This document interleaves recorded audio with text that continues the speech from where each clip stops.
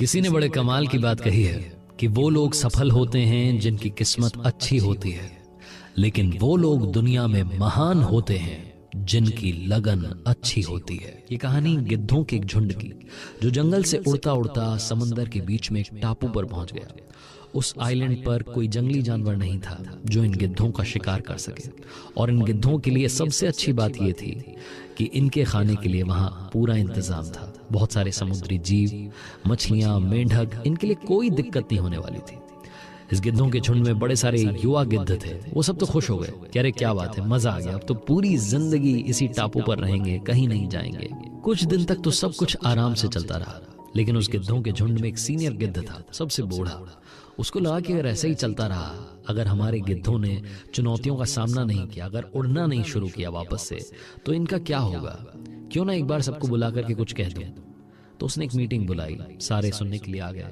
तो जो बूढ़ा गिद्ध था, इसने बताना शुरू किया कि हम सबको चुनौतियों का सामना करना चाहिए, चैलेंजेस का सामना करना चाहिए, हम सबको उड़ान भरनी चाहिए। हम सब यहीं रहेंगे तो हमारा कुछ नहीं होगा। मैं देख रहा हूं कि हम में से काफी सारे ऐसे हैं जो कि कई दिनों से उड़े नहीं हैं, आराम फरमा रहे हैं। मैं बस आपको कहना चाहता हूं कि कभी अगर कोई बड़ा संकट आ गया तो क्या होगा। एक काम करते हैं, हम तो फिर से उसी जंगल में चलते हैं, उसी जिंदगी में चलते हैं जहां हमारे लिए रोजाना चुनौतियां थी, रोजाना हमें शिकार पर निकलना पड़ता था। यहां रहकर के हम सब आलसी हो गए। वो बूढ़ा गिद्ध ज्ञान दिए जा रहा था, और जो युवा गिद्ध थे वो हंस रहे थे मनी मन। जब उसने अपनी मीटिंग खत्म की तो सबने डिसाइड किया कि हम तो कहीं नहीं जाने वाले, हम तो यहीं रहेंगे। वो जो बूढ़ा गिद्ध था वो अकेला ही उस टापू से उड़ चला और वापस से जंगल में पहुंच गया। कुछ टाइम के बाद में उसे लगा कि क्यों ना एक काम करता हूँ, वापस से उस टापू पर जाता हूँ, अपने साथियों से मिल करके आता हूँ। पुराने साथी हैं, ऐसे भूल तो नहीं सकते। वो वापस से उस आइलैंड पर पहुंचा। वहां जाकर के देखता है कि सिर्फ और सिर्फ गिद्धों की लाश बची थी। कुछ गिद्ध थे जो घायल कराह रहे थे दर्द से। उनमें से एक के पास पहुंचा और जाकर के पूछा कि क्या हो गया, तुम सारे के सारे घायल क्यों हो गए, किसने आकर के तुम्हारी जान ले ली। तो उस घायल गिद्ध ने बताना शुरू किया कि बाबा आप सही कहते थे, आप हम में सबसे बूढ़े थे, सबसे सीनियर थे, हमें आपकी बात माननी चाहिए थी, लेकिन उस वक्त तो हमने आपकी बात को टाल दिया, उस वक्त तो हमने आपकी बात को अनसुना कर दिया। हम मूर्ख थे। पता है क्या हुआ, आप तो यहाँ से चले गए। कुछ दिनों के बाद में एक जहाज आया। उस जहाज में शिकारी थे, और उन शिकारियों ने इस आइलैंड पर, इस टापू पर अपने जहाज में से चीते छोड़ दिए।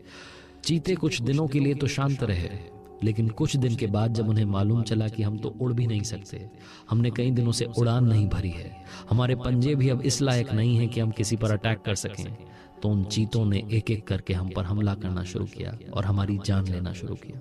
हम में से बस कुछ ही बचे हैं जो अब घायल यहाँ टापू पर इधर उधर पड़े हैं।